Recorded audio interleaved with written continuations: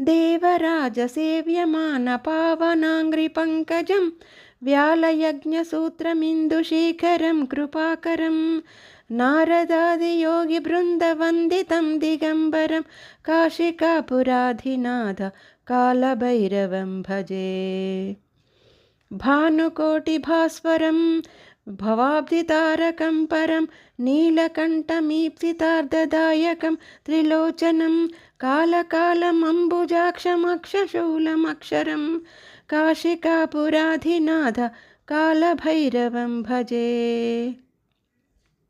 शूलटङ्कपाशदण्डपाणिमादिकारणं श्यामकायमादिदेवमक्षरं निरामयं भीमविक्रमं प्रभुं विचित्रताण्डवप्रियं काशिकापुराधिनाथ कालभैरवं भजे।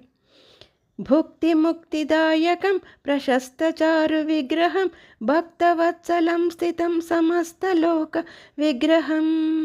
निक्वनन्मनोज्ञहेमकिङ्किनीलसत्कटिं काशिकापुराधिनाथ कालभैरवं भजे।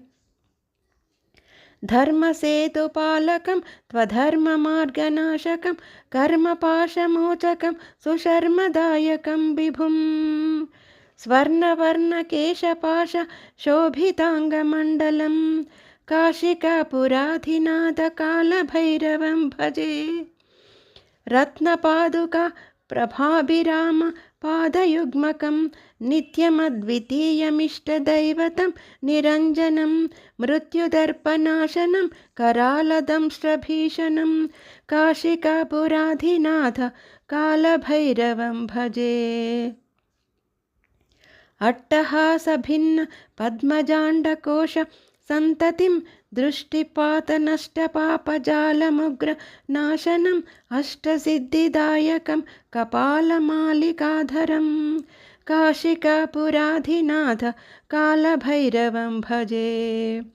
भूतसङ्घनायकं विशालकीर्तिदायकं काशीवासिलोक पुण्यपापशोधकं विभुं नीतिमार्गकोविदं पुरातनं जगत्प्रभुं काशिकापुराधिनाथ कालभैरवं भजे।